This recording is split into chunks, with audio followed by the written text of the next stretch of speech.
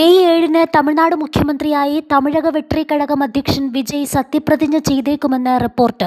Jawaharlal Nehru indoor സ്റ്റേഡിയത്തിൽ വച്ചായിരിക്കും സത്യപ്രതിജ്ഞാ ചടങ്ങുകൾ നടക്കുക. നിയുക്ത MLA-മാർക്കായി വിളിച്ചു ചേർത്ത യോഗത്തിൽ വിജയ് ഇന്ന് അധ്യക്ഷത വഹിച്ചിരുന്നു. പാർട്ടി ആസ്ഥാനത്ത് നിയുക്ത MLA-മാരും മറ്റംഗങ്ങളും ചേർന്ന് വിജയ്ക്ക് ഊഷ്മള സ്വീകരണമാണ് ഒരുക്കിയത്.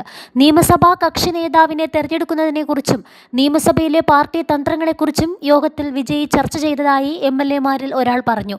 കേവല ഭൂരിപക്ഷം വിജയ് നേടുമെന്നും ഉടൻ തന്നെ നല്ല വാർത്തകൾ പ്രതീക്ഷിക്കാമെന്നും TVK നേതാവ് നഞ്ചിൽ സമ്പത്ത് പറഞ്ഞു. അതിനിടെ സർക്കാർ രൂപീകരിക്കാൻ ക്ഷണം ആവശ്യപ്പെട്ട് വിജയ് ഗവർണർ രാജേന്ദ്ര അർലേക്കർക്ക് കത്തയച്ചു. രാജ്ഭവന് ഇമെയിലായിട്ടാണ് വിജയ് കത്തയച്ചത്.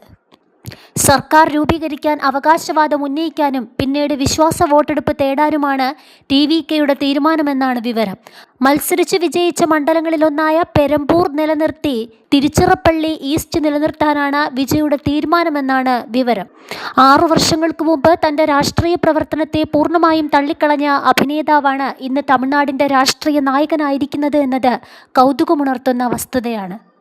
ഒരു കാലത്ത് രാഷ്ട്രീയത്തിലേക്ക് വരുന്നതിനോട് വിജയ് കടുത്ത വിമുഖത പ്രകടിപ്പിച്ചിരുന്നു. രാഷ്ട്രീയത്തിൽ പ്രവേശിക്കാൻ തന്നെ നിർബന്ധിച്ചതിനെ തുടർന്ന് അദ്ദേഹം സ്വന്തം മാതാപിതാക്കൾക്കെതിരെ നിയമ നടപടി സ്വീകരിച്ചിട്ടുണ്ട്.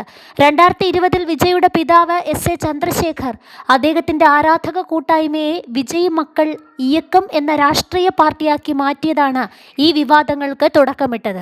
ഈ തീരുമാനമെടുക്കുന്നതിന് മുമ്പ് പിതാവ് മകനോട് ആലോചിച്ചിരുന്നില്ല. വിജയുടെ മാതാവ് ശോഭ ചന്ദ്രശേഖർ ഈ പാർട്ടിയുടെ ട്രഷററായും പിതാവ് ജനറൽ സെക്രട്ടറിയായും ചുമതലയേറ്റു.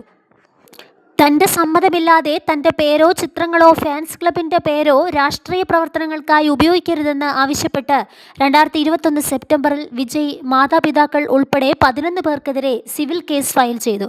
തൻ്റെ പിതാവിൻ്റെ രാഷ്ട്രീയ നീക്കങ്ങളുമായി തനിക്ക് നേരിട്ടോ അല്ലാതെയോ യാതൊരു ബന്ധവുമില്ലെന്ന് അദ്ദേഹം അന്ന് ഔദ്യോഗികമായി പ്രഖ്യാപിച്ചിരുന്നു.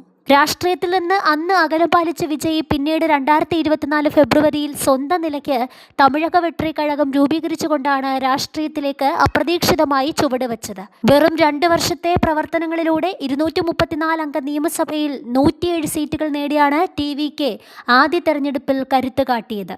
ഭൂരിപക്ഷത്തിന് ആവശ്യമായ 118 സീറ്റുകൾ ലഭിച്ചില്ലെങ്കിലും ഭരണകക്ഷിയായ DMK സഖ്യത്തെയും NDAയും പിന്നിലാക്കി സർക്കാർ രൂപീകരിക്കാനുള്ള ഒരുക്കത്തിലാണ് TVK.